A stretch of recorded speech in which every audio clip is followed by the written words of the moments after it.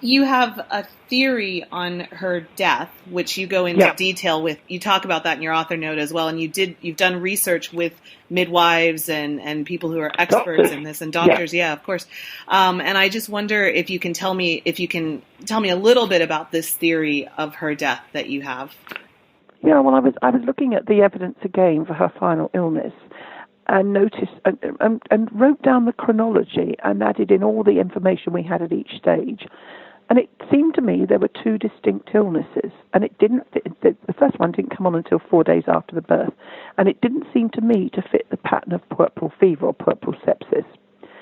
And I thought, oh dear, I can't go any further. I thought the first one, I went through all sorts of theories, and looking at the very few symptoms, but few descriptions of her symptoms that we have.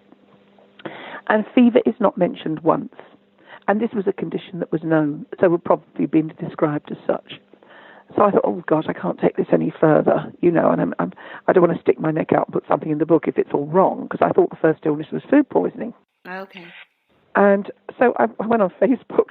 I said, basically, is there a doctor out there? And an experienced critical care ER nurse had been on one of my tours that I run. And she said, she came back to me and she said, if you send me the information, I'll have a look. Mm-hmm. And then she did. She came up with a theory, and which actually proved to be the right one in so much as we've only got these sources to go on. Mm-hmm. And she said, I can show it to some doctors at the hospital if you like. And I said, I'll be very grateful. So she showed it to 3 doctors. And I've got loads of emails with this debate going on between them. But they ruled out, they gradually came to agree that that it's very unlikely that it was puerperal sepsis. Mm-hmm. And then they were looking at it, they all thought it was a combination of factors. They thought that the first illness, I was right, the first illness was probably food poisoning.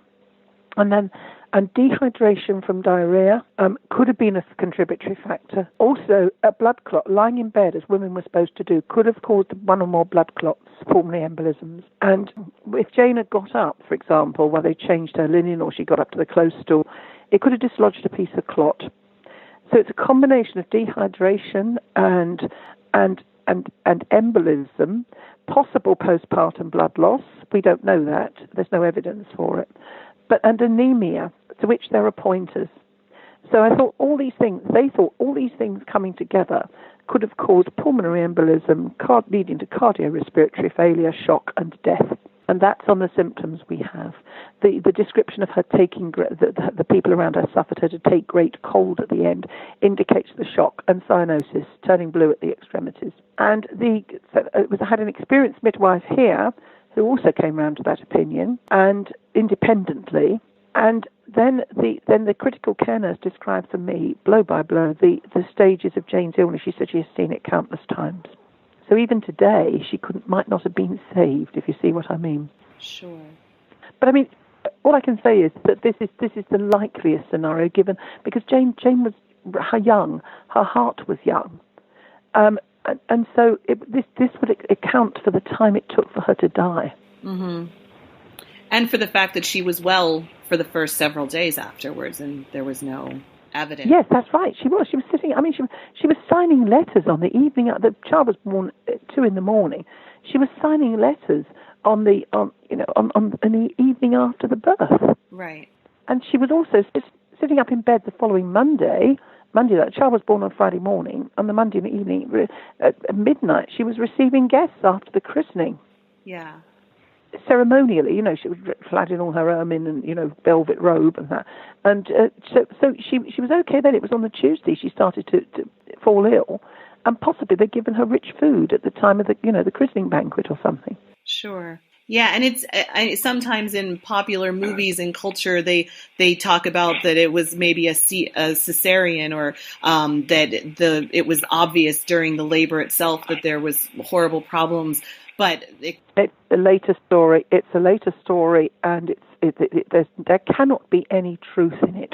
She certainly would have been in a state. The result would have been a speedy and very agonizing death. Right. She would not have been sitting up writing letters or hosting a christening gathering afterwards. She would not have survived 12 days. Right, absolutely. It was usually, cesarean was usually performed then. The routine procedure was on a dead mother to get the child out. I was going to say, I think the earliest, don't quote me on the date, the earliest time it's recorded as being performed on a living mother is 1580s, I think. There's also a date of about 1615. Right.